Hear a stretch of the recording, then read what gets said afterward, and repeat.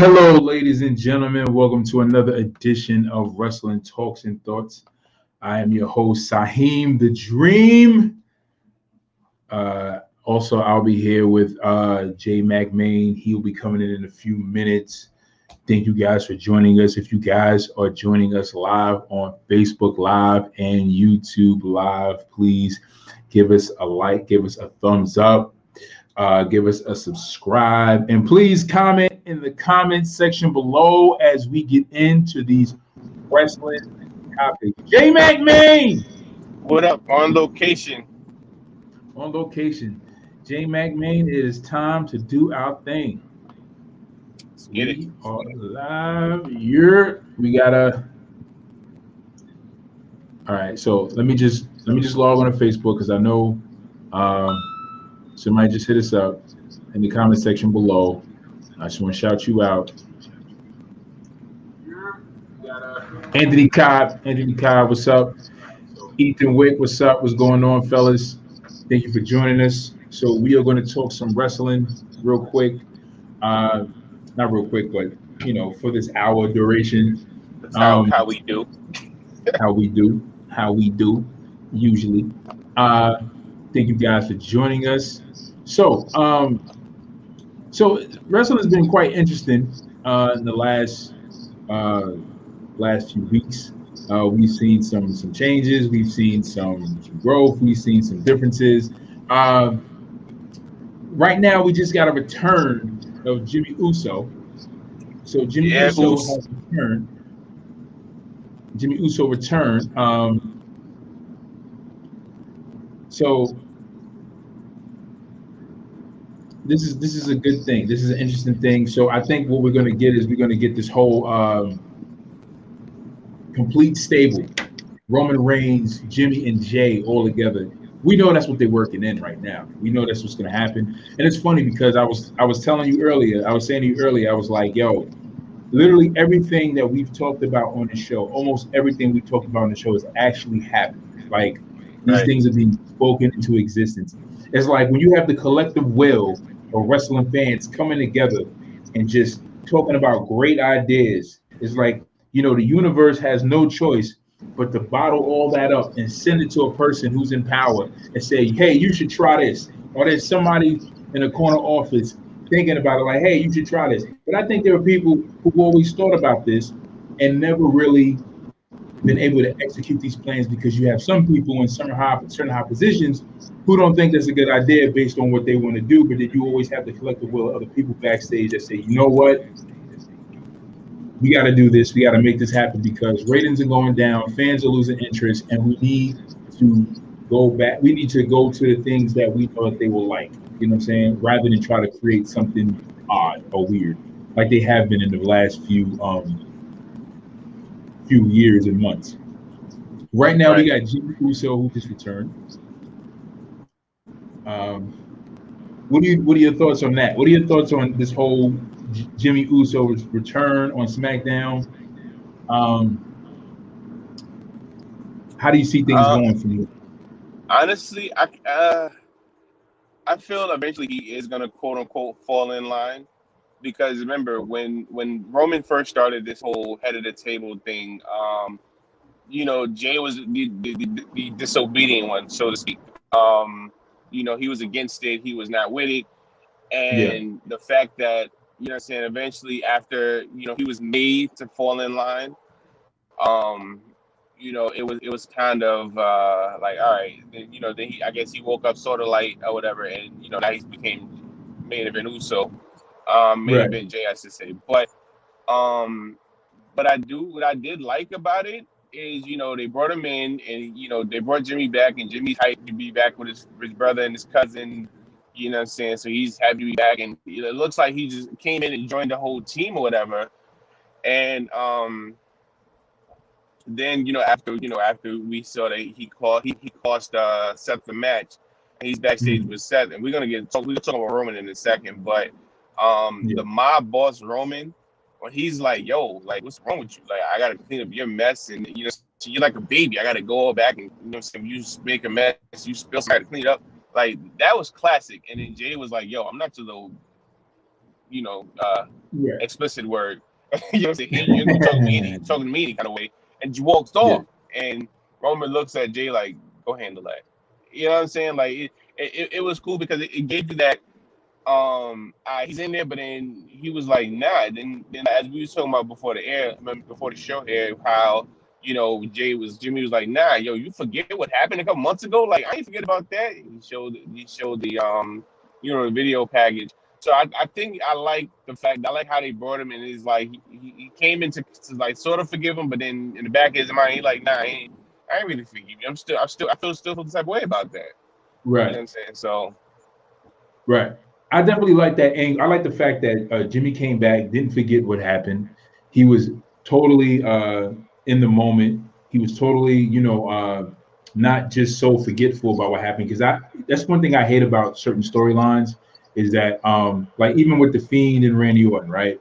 It's almost like the Fiend is completely oblivious to the fact that he had a whole feud running with Randy Orton. That Randy Orton set him on fire. So now the Fiend is like just like completely. It's almost like they worked all the way up to this WrestleMania match.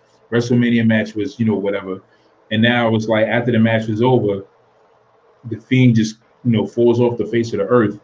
You don't really see him. All you see is Alexa Bliss, and it's almost like the Randy Orton and the Fiend's feud never happened. Like it just never happened. Real quick in the comment section below, I say it's about damn time he's cleared for a little while now. Right, it has been a minute. Yeah, because he's been cleared. Right, he's been cleared, but now he's officially back. But I guess they wanted to like wait for the great time and to bring him in. But which makes sense. It was good timing because he just got finished. Roman just finished wrapping up his feud with Edge, which I don't think he should. I think in my opinion, I feel like Edge should have fought Roman at WrestleMania Backlash, and Cesaro should, fight him at the next SummerSlam. They should have built like have a big. But then again, honestly, Edge is more so their moneymaker. So honestly, like I feel like that might be something they may be holding off Edge versus Roman for SummerSlam. Like, all right, well, Daniel's not here, he's out of the picture, blah blah blah. So now, you know what I'm saying, I get the title shot that I just rightfully deserve, and that might be WrestleMania. I mean, a SummerSlam match. Yeah, the reason why I want Edge to face Roman Reigns at WrestleMania Backlash is so that they can be done with it, because it's just like, all right, WrestleMania he lost. Now going into WrestleMania Backlash, Edge can finally get his one-on-one match with Roman. I still want to see that match. I want to see Roman versus Edge, so he can finally get that one-on-one match. And then after the one-on-one match is like out of the picture, and they're done, they can finish that. Then they can move on to Cesaro versus Roman, because it's like if you bring Edge back in, it's almost like the feud between Roman and Cesaro won't. I feel it can pan out. You know what I'm saying? Like you can pan out. You can still squeeze Edge in there, but I felt like it would have been a better flow if Edge would have fought Roman after WrestleMania and Backlash. Right now, honestly, that makes sense because WrestleMania Backlash should be something you like the fallout from WrestleMania, like you know what I mean. Because you see Drew McIntyre on the Raw side, Drew McIntyre is getting another match with Bobby Lashley. Even though you add Braun Strowman into the mix, but this still had some it's still something that had some WrestleMania fallout. Yeah. Oscar and Rhea Ripley, another one. Then you add Charlotte into the mix, which is like, all right. So now you're right. It should have been Edge versus Roman Reigns, but you take out Daniel Bryan into that mix, and now you have a regular one-on-one match. But from the selling point of it, which match would be a bigger money draw? Not for us hardcore wrestling fans, but for the general public. Edge versus Roman Reigns or Edge versus Cesaro. Now, mind you, keep in mind, after SummerSlam, I guess this is sort of breaking news, I guess, but after SummerSlam, WWE is going back to full-time fans 100% after starting at SummerSlam.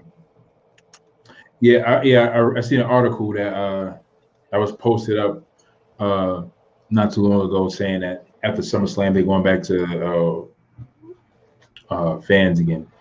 Yeah, which is a great thing, absolutely. But which one is the bigger draw? To answer your question, Right. Edge versus Roman Reigns is definitely a bigger draw. Which one would I prefer to see? I prefer to see Roman versus Cesaro. I mean, if you ask me. But honestly, one of my fantasy matches is Roman versus Edge. It's a fantasy match. I want to see it. If you guys are catching it on Facebook Live, you guys are catching this on YouTube, please give us a thumbs up. Hit the subscribe button. Drop a comment in the comment section below. We want to hear from you guys. We want to know what you guys' thoughts. So Cesaro's getting this push. Speaking of Roman, so Cesaro's getting this big push. We talked about it a while ago about Cesaro getting a push. Of course, the WWE universe is really being heard. Like, we're really being heard at this point. You got Cesaro. Right now they need to just continue this momentum of really pushing these superstars who we really have favor with. Initially going with what really works, or what really works, or what really always worked in the beginning, which was pushing the guy that the fans liked. Sean Schaefer's in the house. What's up, Sean Schaefer? Thank you for joining us. Again, like, we need to WWE needs to continuously push those people who we find as favorites. It's like, what I'm saying? So Cesaro's finally getting his push. I like this. This is pretty good. Daniel Bryan had his last match for the WWE brand so far a week ago. He fought Roman Reigns in a match where the winner of the match would become Universal Champion. Loser has to leave. Where Daniel Bryan, if he wins the match, he becomes Universal Champion. If he loses, he would be kicked off of Smackdown, not Raw, not NXT, but Smackdown. Make that clear. But according to news right now, they're saying that that Daniel Bryan does not want a backstage role, and he right now is currently done with in-ring work. Got a comment. Cesaro should have had this push years ago. No, absolutely. Cesaro should have. Hands down. When Cesaro was having when he had that first match, the first match with the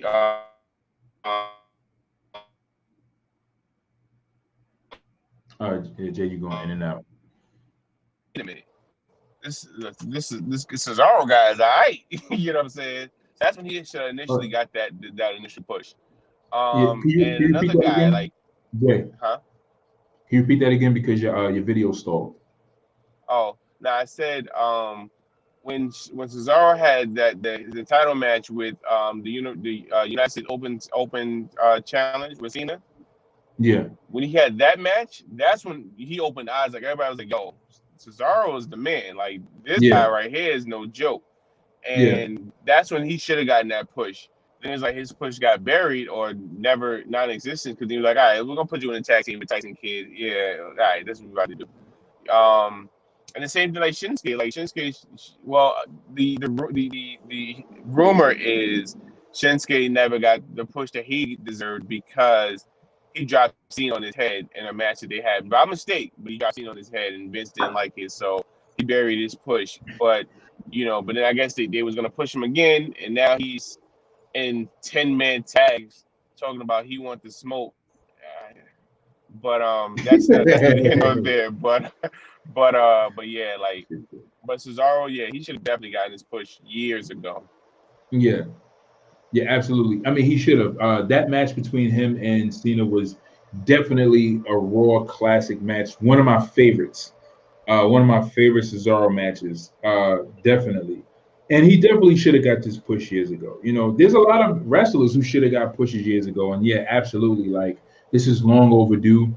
Um, See, this is my thing, though. This is my thing. I just hope that this moment of him being pushed is not a moment of just, we're going to give you guys a Cesaro title match against Roman Reigns and have him have this, like, you know, 2 month, you know, month and a half feud with Roman Reigns, and then this push just kind of dies down and he floats back into the mid cards.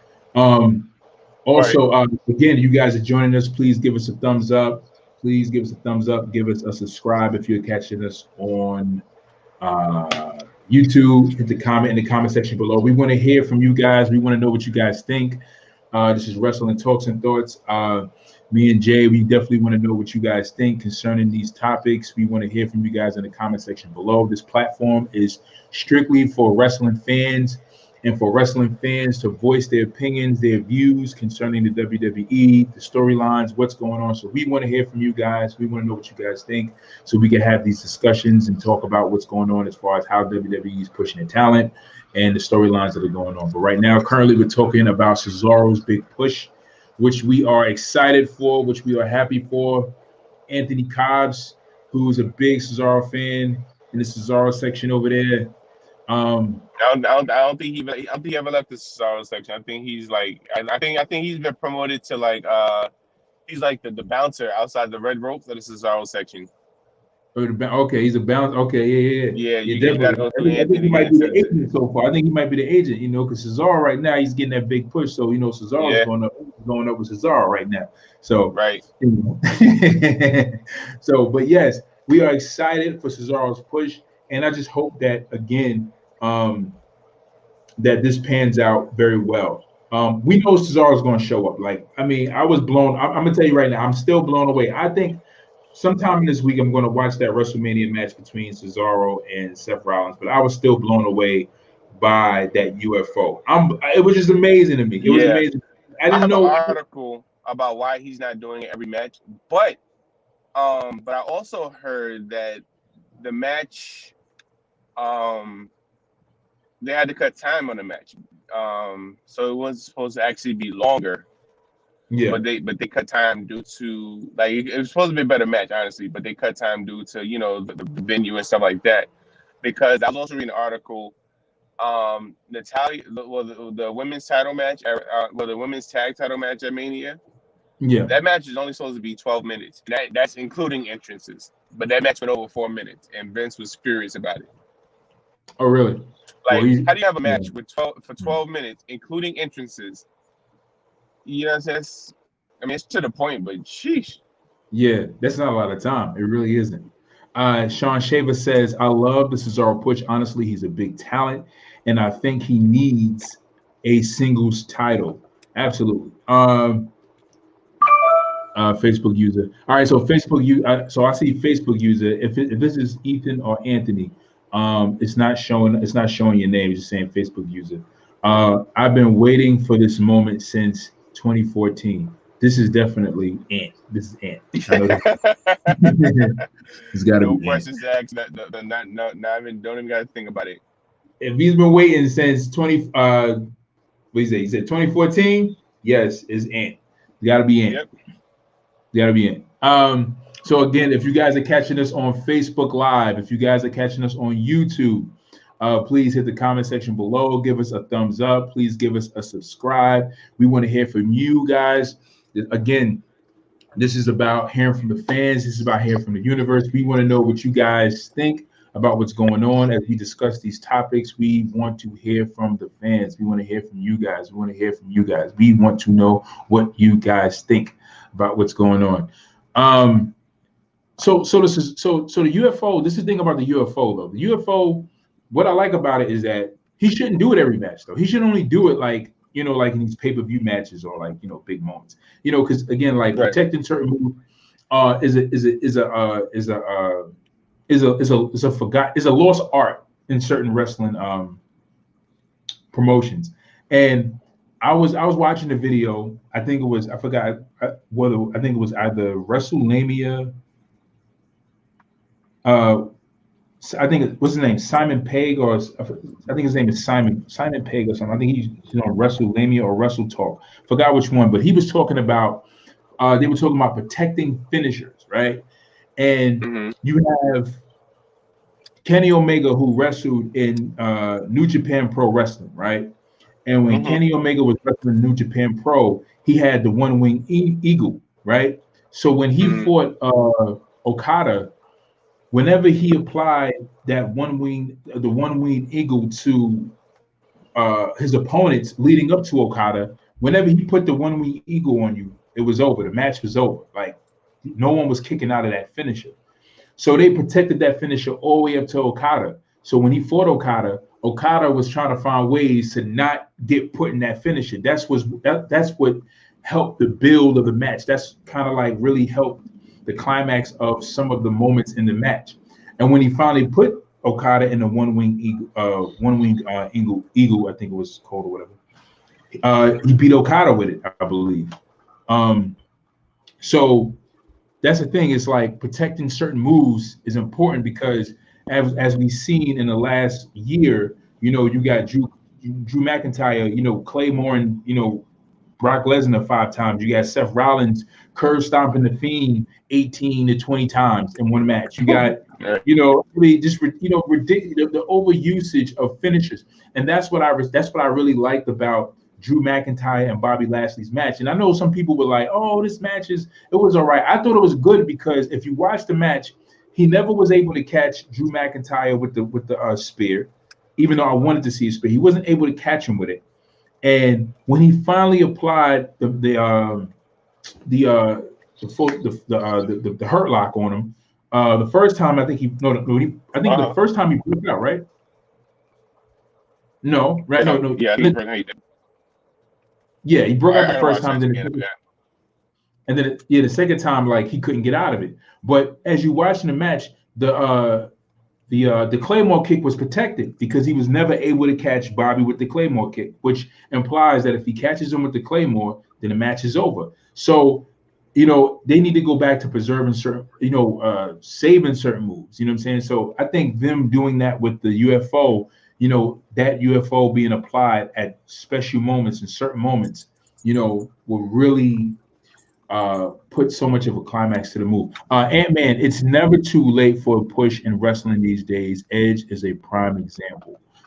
Ant-Man, but backtracking, I would like to see Daniel Bryan go to NXT and start a feud with Finn Balor, not a heel babyface feud, but a one-upmanship type feud. Okay, so I see what you're saying. Like, so it's like a one-up, like they go back and forth to see who's a better competitor. I think that'd be pretty cool. I definitely want to see Finn Balor. I like to see. I want to see Daniel Bryan versus a couple guys in NXT. Kyle O'Reilly. Kyle O'Reilly. You know, obviously Finn Balor. You know, Johnny Gargano, obviously. I think a couple guys that I would love to see Finn. You know, Daniel Bryan. You know, battle. Even Pete Dunne. I love Pete Dunne. I don't like him, but I love Pete Dunne. Yeah. So I mean, you know, so that's the thing. Is like, where does Daniel Bryan go from here? You know what I'm saying? Like, as far as his career, like where does Daniel Bryan go from where he's at right now? Like, a lot of us want him to go to NXT because we feel like he'll have way better matches. He'll put on way better performances, and I think it will help elevate the brand. If you ask me, even though I feel like the brand has definitely been elevating, you know, for the last year and a half, you know what I'm saying? Like NXT is definitely a great brand that's been nurtured very, very well. And Daniel Bryan would only be another piece that would help elevate the brand even more. I think he should go to NXT. I would love to see him there. I think he should definitely go there. I want to see Daniel Bryan in NXT. Again, if you guys are joining us, please drop a comment in the comment section below. We want to know what you guys think concerning Daniel Bryan's career. Where does Daniel Bryan go from here? After leaving SmackDown, and he is now a free agent. He's considered a free agent. His contract was up actually last week when he fought Roman. That was a big thing about him fighting Roman. His contract was up. Of course, news has been circulating concerning Daniel Bryan as far as what he's going to do. He said he's done with in-ring action as of now. I think he probably has some health issues concerning his neck, because I remember he also mentioned there was an article that came out saying that his in-ring time was actually limited. He's actually on borrowed time. But what do you guys think? Ant-Man says it would draw a bigger crowd to NXT to cause it will be a bigger crowd to NXT because there's a lot of people who watch SmackDown just to see him wrestle. Exactly. So yeah, it would definitely draw a bigger crowd. It would definitely increase the fanfare in NXT to see the likes of Daniel Bryan in NXT. It would definitely increase it. It will be a great thing to see those guys there. You see that guy there and wrestle against Finn Balor, Johnny Gargano, Adam Cole, Kyle O'Reilly, Roderick Strong. Who else?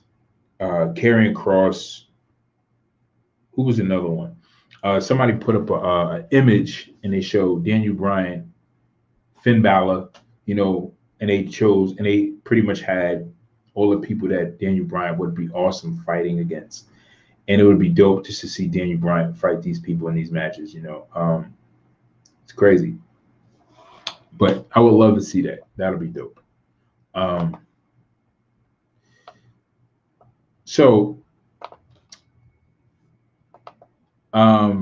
Before we get into that, let me just go into some news and rumors. I think I put the title too early, but we'll go into some news and rumors real quick.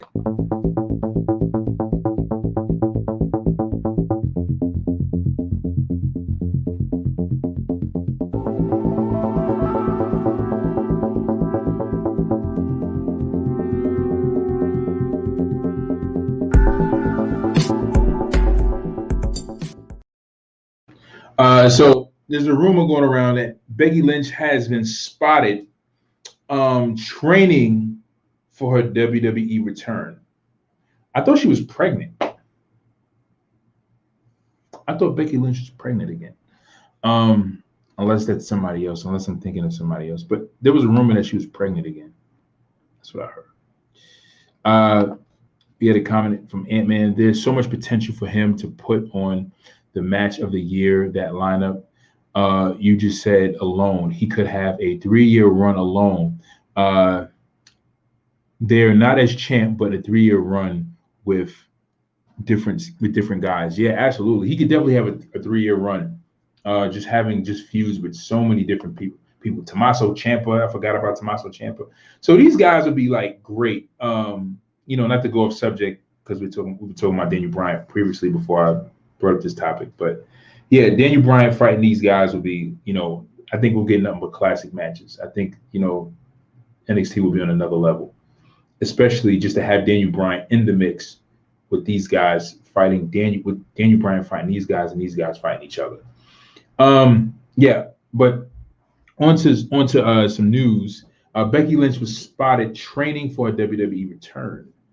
So apparently there's been some news about Becky Lynch being spotted. Becky Lynch fans are still waiting for her return to WWE, and she's been working hard to prepare for that moment. The man didn't stop training through her pregnancy. And after having baby Rocks, I believe that's how Rocks, I guess that's how you pronounce it. In December, she hit the ground running once again. A new photo has been released from the Black and Brave Wrestling Academy showing Becky Lynch. Of course, she's invited to show up there whenever she likes Of course, she's invited to show up there whenever she likes since Seth Rollins is part owner of the business. That read weird. The caption on the photo says, "Charging into the weekend like a dot dot dot. Lynch can be seen along with others on their stationary bikes going hard without. I'm sorry, with a workout." Ringside News exclusively reported that the man inked a new WWE contract. We are still waiting on her return. It appears that she is more than ready whenever WWE decides to work her back into the picture. So,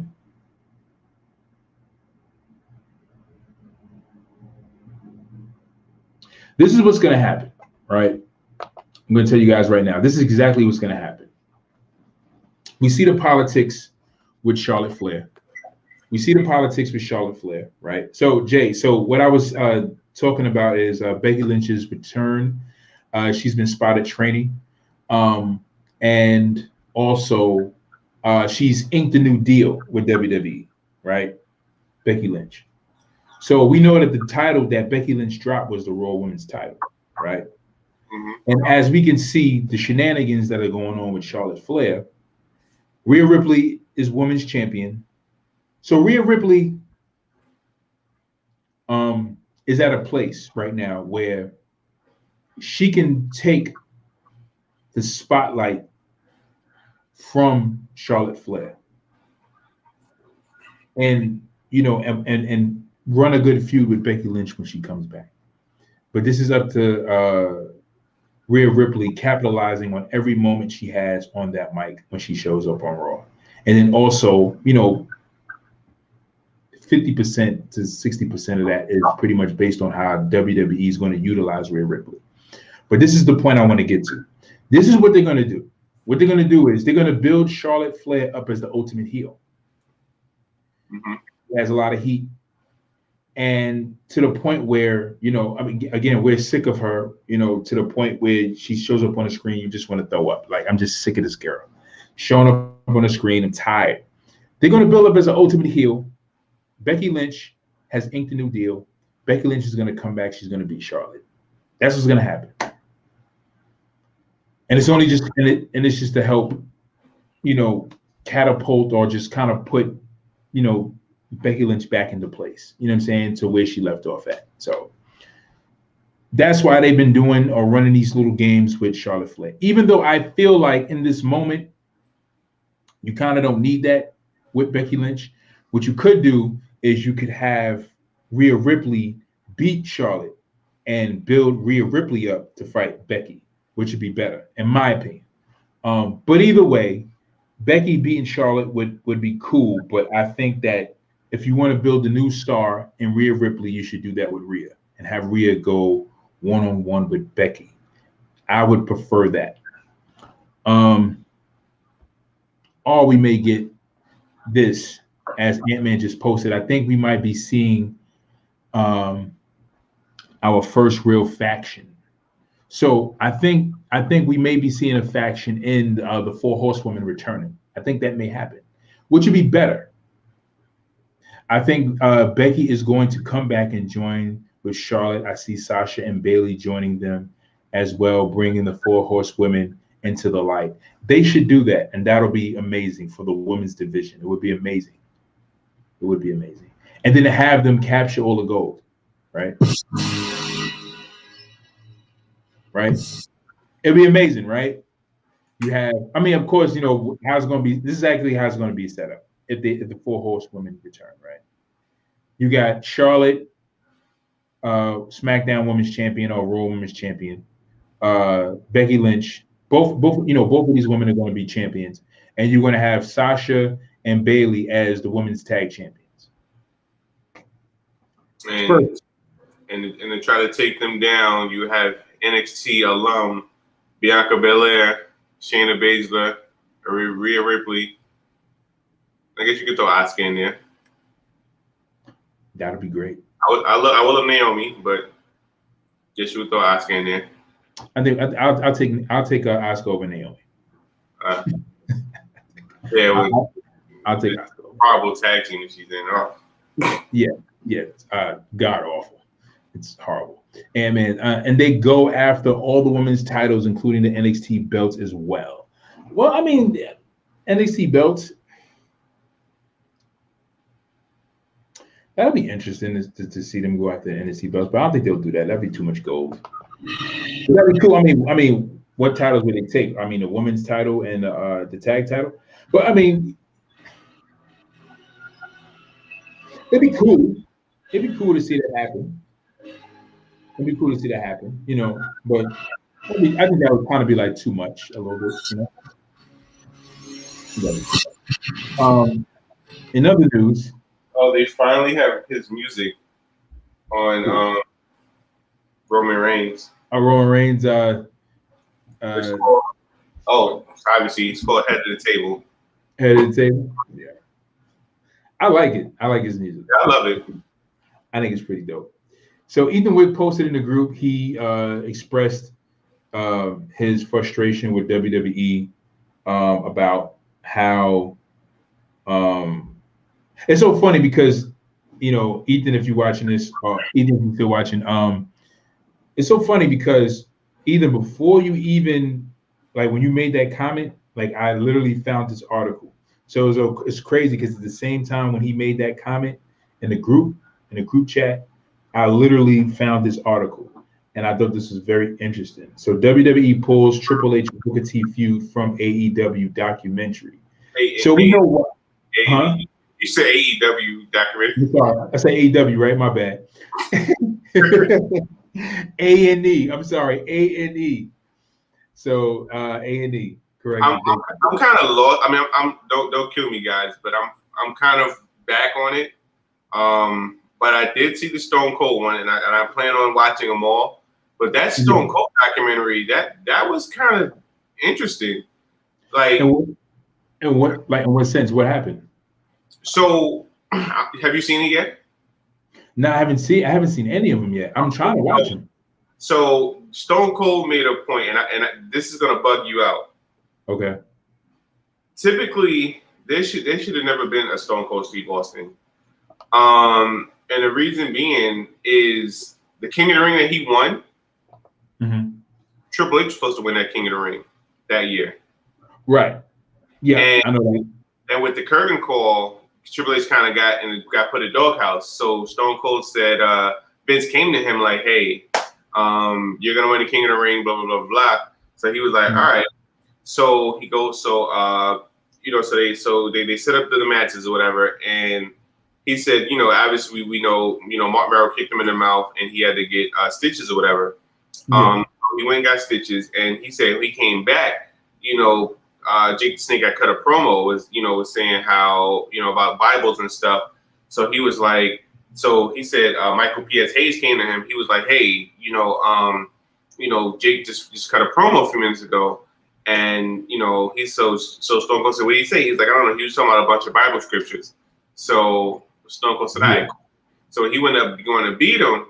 He was like, and he's made the comment of saying, you know, you can read your Bibles, you can say your prayers and your song or whatever he said. But he was like, then he said he used to go to some football game. It saw 316 in the back.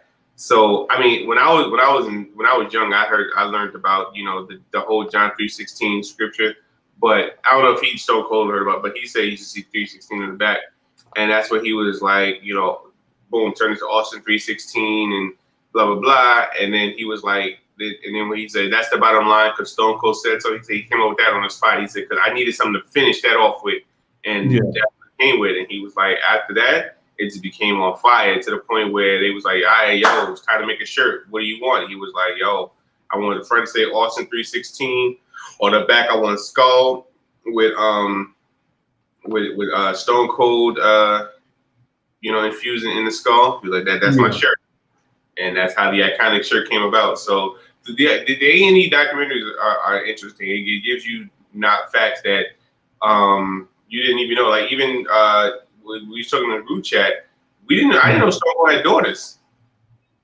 Me either. I don't know he had kids at all. Yeah, he never. Yeah, his daughter. Like I think they're in England and something like that now, and they're trying to build their relationship. But he was a star, and he was like he he didn't really have time for him. So yeah, never knew he had daughters. I knew he had previous marriages. I know he had 2 marriages prior to Deborah. Mm-hmm. That I knew, but I didn't know, like, you know what I'm saying, like he had like kids, like grown kids, like grown kids out here in these streets. You know, I didn't know Orson was popping babies out like that. But the rattlesnake, rattlesnake, rattling that snake. You out here in these streets, popping these babies out, man. Who would have knew? Interesting though.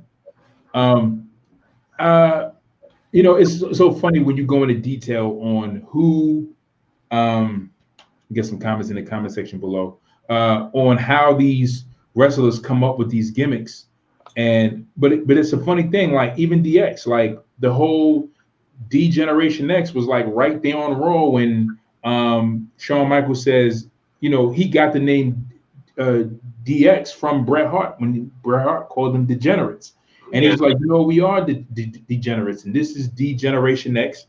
And he was like, you make the rules and we'll break them. And that was it. Like that sold it. Even like people, like even with Triple H, like Are You Ready? Like when Triple H started doing the Are You Ready, he didn't do the Are You Ready until Shawn left. Right. And when he started doing it, it was just like it took DX to like another, it was just like it just hyped it up more. Like, you know what I'm saying? Like, so, and I was from just the music they had. Are you ready? And then Triple H was like, "Are you ready?" And he was like, "Oh, are you ready? I can't." Oh, and then he was like, "Degenerates, probably brings to you da da da da da." And they started doing the whole, and then you had Road Dogg doing it, doing his spill. So those things that they do on the fly, like it's so interesting how they come up with these things. Ant-Man. I didn't even see the episode yet. I'm going to watch it after Raw, depending how good Raw is. You're gonna watch it. Raw hasn't been so disappointing. So get ready to watch it, Ant. Get ready to be disappointed, Ant. Right. Don't have your expectations so high. I saw. He said he's seen the Stone Cold A&E documentary. Ant-Man says, yeah, instead of Triple H winning that year, they put him in a hog pen match against Henry Godwin. That's crazy. I forgot he even fought on that match. I mean, on that card. Yeah, man. I remember that match, the hog pin match. Oh man. Ethan Wick also was spitting those bars. Also had them bars, and 316 bars. So the Triple H. So back to what we were talking about earlier. Triple H and Booker T.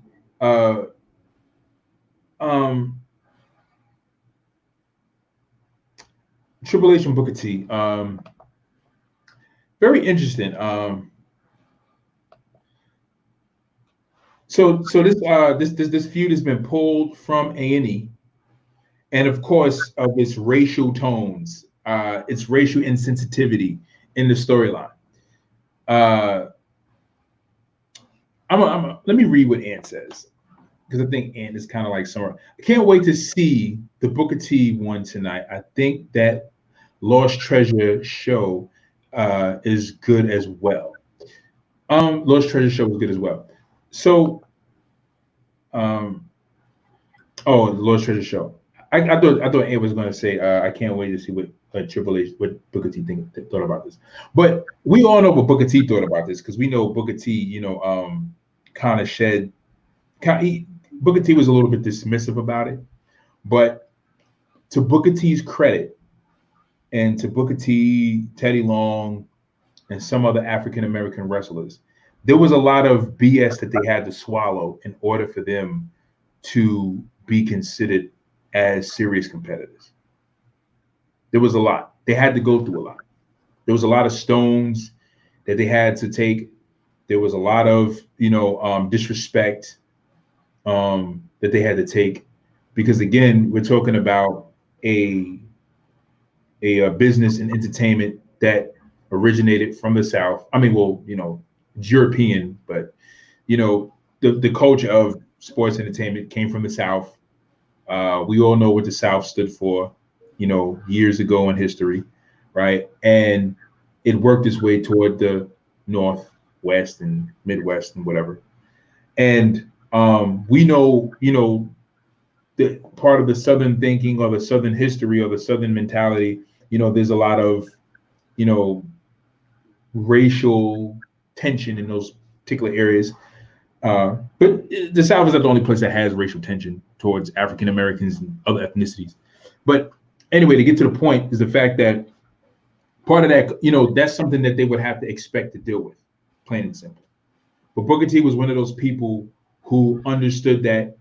And, we heard Booker T's point of view and Booker T mindset. And I understand Booker T's mindset because this thing is I can focus on how I was degraded, disrespected as an African-American man.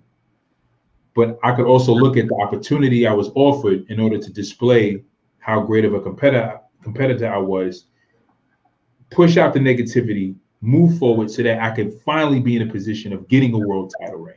Because that's what I need, you know what I'm saying? Like that's where I need to be. I need to be in a world title picture. So they're going to throw anything they can at me to rattle me. And if I get rattled emotionally, then that's when I lost the battle.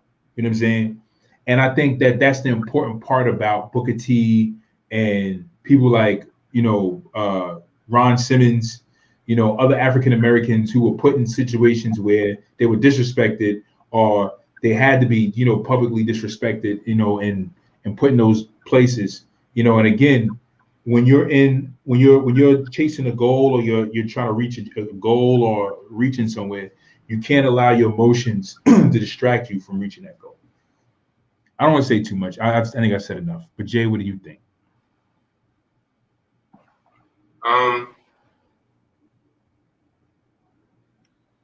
Yeah, I haven't seen.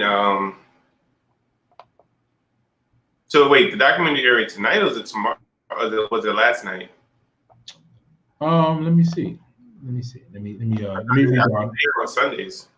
All right, I'm gonna just read the article. I think it says in an article, WWE and A&E's biography series spotlights some of the biggest names to come through pro wrestling. Booker T had a special episode dedicated to him last night, but they left out one very controversial feud. So it was on Booker T's A&E documentary. Yeah, I don't think Triple H has one. I think it's Austin, Piper, Macho Man. I think the Macho Man is good too. I need to watch it. So I think it's Piper, Macho Man, and Stone Cold. The only one that aired. So on Booker T last night. Yeah.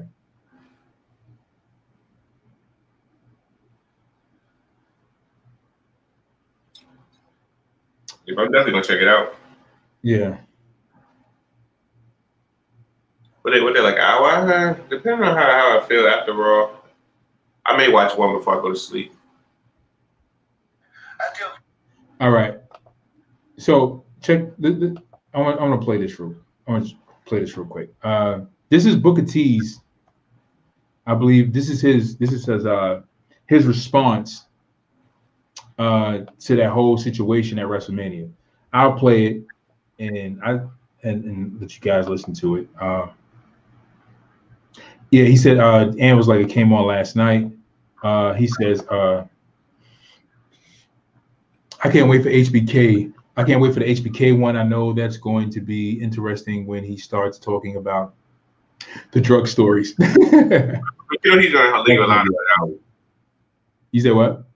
I said, yeah, he's going to leave a lot of it out. He ain't going to go into in depth because he has a couple documentaries he has already. He's talked about it. So yeah, he may like brush the surface of it, but I don't think he's going to go in depth about it. Are the documentaries on demand? Because I got the Xfinity app. I don't know. I watch it on that site I told you about. Watch Wrestling. Yeah. Yeah, I watch it on there. Oh, okay. Oh, okay. You know what? So I guess I'll check it out on my phone.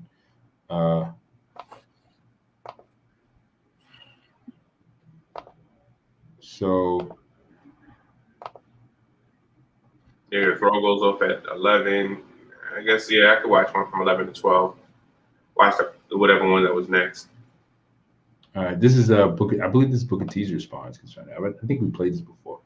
Ant-Man says, yeah, it was Stone Cold, Piper, Savage, and Booker T that aired last night. He said, yes, on demand. All right, okay, cool. Okay. Yeah, I definitely got to see it. So this is Booker T's response to the whole WrestleMania situation. Why he didn't win, about how he felt concerning it. I tell people all the time, man, I don't lose any sleep over it or anything like that. It's not something that I go to bed wishing, man, that night.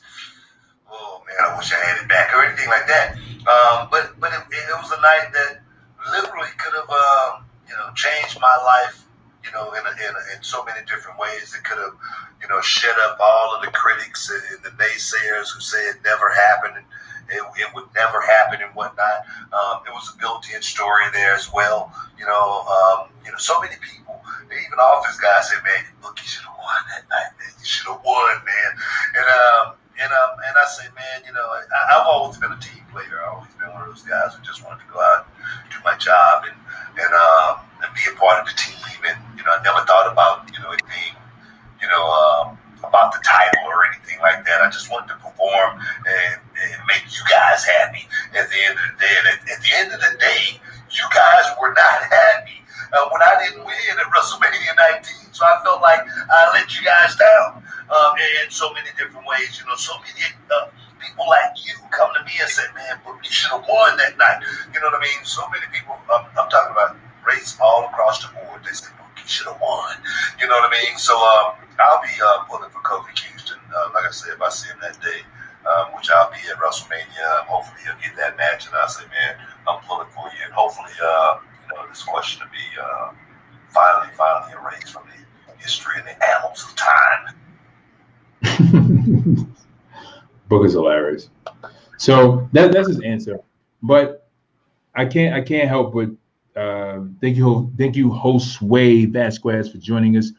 Again, if you guys are joining us on YouTube, if you guys are catching us on Facebook Live, please drop a comment in the comment section below. We want to hear from you guys. We want to know what you guys think about these topics that we're discussing. Again, Booker T just kind of like ignored the whole racial undertone throughout the whole like he just ignored that. The only thing he focused on was winning the title. And I think that is what he was. That's like because he understands, like, if I look at the racial undertone, make a thing about it, whatever opportunities that I could have had coming to me, they're going to take away. And what I need to do is be in a position to whereas I am in a place of getting opportunity. Now I get it, like, you know what I'm saying? It's just like, it's something that WWE needs to be called out on. And Ethan Wick was talking about this. He was like, WWE only, the only reason why they're doing what they're doing now with pushing some of these wrestlers is because they're being called out on their BS. And that's true, Ethan. That's 100% true. The reason why the WWE is doing that is because they're being called out on their BS. And not only that, because fans are leaving because they're tired of WWE's BS. We're tired of the BS that you guys are giving us. We're tired of, certain wrestlers not being pushed. And the WWE have no choice but to listen, because you know why? We put money in their pockets. So, I had 2 points. What was the first one I was about to make? Yeah, I forgot the first point. But the second point, I have a confession to make. Okay. So remember we had a conversation a couple of months ago where I said I was about to get these wrestling belts. I'm about to start my collection. Yeah. I said, right. So right now I got the Universal, the red one, and I have the Intercontinental. So my plan was to get the Smoking Skull, the Brahma Bull, the $20 belt, and the Winged Eagle. Okay. Not gonna lie, the head is the head of the table making me want to get that the blue Universal title. The blue Universal title? Oh man. I don't know. It's just he's making that belt so popping and relevant right now. Like, yeah, he is. I kind of want to have it in my collection. I'm gonna be mad I had the blue one and the red one, but I might have to do it. I just might have to. You know what? I'm gonna ask you a question. You ever look at certain titles and say, when you look at this title, like, because there's a question that's been asked on Facebook, like, the question is like, whenever you see certain, like, what champion do you think about when you see this belt? Right. So okay. Yeah. Like so I can go down the list. So when I see the Winged Eagle, Bret Hart comes to mind, hands down. Okay. Obviously the blue Universal title, Roman Reigns. Yeah. The red Universal title, I'm still gonna stick with Finn. Like, even though Finn never defended it, only had it for a couple hours, but it's Finn's still the Universal. Like, I still see him with that belt. The Intercontinental, I'm gonna say Macho Man or Mr. Perfect. Macho Man and Mr. Perfect. Those are the first two kind of my head. Ricky Steamboat, Macho Man, Mr. Perfect, definitely the 1 and 2. The U.S. title. Shit. U.S. title. I'm gonna say, to be honest with you, I think I'm gonna go with your favorite, John Cena. Oh my God! How, man? I don't be. I mean, because it's like the U.S. Open Challenge. I know. Yeah, it kind of make the European Championship, British Bulldog, NXT Heavyweight Championship.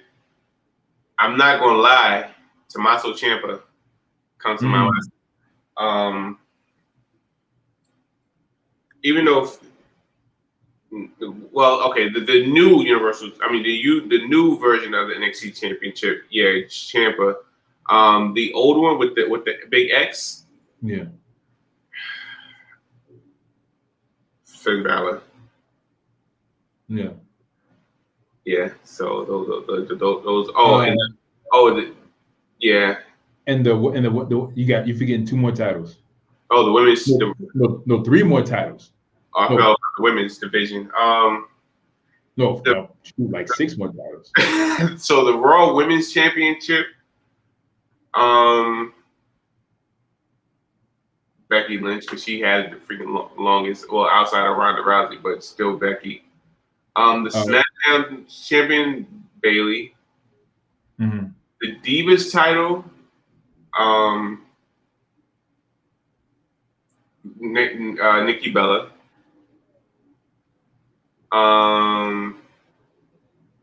And the Women's Championship, Trish. What about the World Heavyweight Champion, the Big Gold? Flair. What about the second Winged Eagle? What second one? Oh, you talking about the big circle one? Yeah, the big one. Yeah. Triple H. What about the one after that, the undisputed? Brock. Yeah. I think the only for me it's about the same. I'm gonna hit the comment section below. Etherwick says, I want the up down championship belt. Ant-Man says the U.S. title makes me think of Booker T. Well, if you go back to the WCW roots of it, yeah, you're right. I forgot about it. It has WCW roots. So yeah, I would say Booker T. When I think about the United States title and WCW, I think about Luger. I don't know why. Luger? Yeah. I don't like Luger, but whatever. Yeah, Booker T or Sting, but more so Booker. NXT Championship, Finn Balor for Ant. Intercontinental HBK, the old WWF belt. I think of Hogan. The Wing Eagle. He thinks about Hogan. The old tag team titles makes me think of the New Age Outlaws, and the old women's title makes me think of Trish. Well, the New Age Outlaws or Legion of Doom. Legion of Doom. World Heavyweight Championship, Triple H comes to mind. I think of Cody when I think of the IC title because he turned it back to white. Cody was the GOAT for that. Because I was like, when he turned it back white, I'm like, hallelujah. But they wouldn't do more with him when it came to that. When I think of the big gold belt, when I think about the big gold belt, I think about Triple H more than I think about Flair. It's the way he held it. It's the way Triple H held it. The big gold belt, I think about Triple H. When it comes to the big wing eagle, I think about Triple H. When it comes to the small wing eagle, I think about Bret and Hogan, but more so Bret. Remember Bret and Hogan. When it comes to the Intercontinental, I think about Mr. Perfect. When it comes to the Undisputed title, I think about Brock. When it comes to the Universal title, I think about Finn. When it comes to the WWE title, World Heavyweight title, who's the first person that comes to mind? The Rock, because even though it's not the original one, I think about The Rock. But I guess if we're talking about that title, who comes to mind? And I guess it's hard for us to put Stone Cold and The Rock when we think about those belts because they had their own. So yeah. So that's why it's kind of hard to picture them when they come to those titles. Yeah. Yeah. Interesting. All right, but we are up. Time is up. We are 3 minutes over an hour. All right. So we thank you guys for joining us. Ethan Wicks says, I think about Booker T five-time WCW champion. Yes, 5-time. So we thank you guys for joining us. If you are catching us on Facebook, if you're catching this as an old video and you're just checking this out and you're scrolling through and you're trying to wonder what Wrestling Talks and Thoughts is about, please subscribe. Please come on live with us and comment. Wrestling Talks and Thoughts is a platform, a podcast platform, video live platform, strictly for wrestling fans. We want to have discussions about wrestling. We want to talk about what's going on in pay-per-views, what's going on Monday Night Raw, what's going on Smackdown, what's going on at NXT, what's going on at AEW. Even if you guys come on and you mention something that happened in another promotion and you want us to be aware of, and even if you want to share video content, please come on, share video content. We will be happy to show it, discuss it, and have conversation. We will make it part of the show. But of course, if the show is oversaturated with a lot of people and there's a lot of content, we can only be selective about the content we can show. You know what I'm saying? During our segments in the show. You know what I'm saying? Because we have to be more considerate of time. So that's until we extend the show out longer. But that's what Wrestling Talks and Thoughts is about. It's about hearing from you guys, hearing from the fans, hearing from the wrestling fans, and we want to hear from you. When you guys post a comment, we read your comments out. Comments that may contain to the conversation. We will discuss those comments. We will integrate those comments into the conversation because we want to converse with you guys and know what you guys think. We are all about hearing from you guys, hearing your different opinions, having wrestling conversation, because I'm quite sure a lot of you wrestling fans, some of you guys are working at jobs or working in areas, or sometimes you may have fans who are not into wrestling as you are. You know what I'm saying? Like me, I don't have a lot of people around me that's into wrestling. You know what I'm saying? But there are a lot of fans who are into wrestling. So we want to reach out to you guys and hear from you guys and know what you guys think and talk to you guys so that we can, build this community or continue to build the community of wrestling fans all around the world. So once again, I'm your host, Saheem the Dream, and we thank you guys and appreciate you guys for coming on live with us again. J McMain. It's your boy J McMain. Yes, and we will see you guys tomorrow, 6 o'clock tomorrow. We will see you guys. Thank you for joining us. Peace. Acknowledge us. Acknowledge.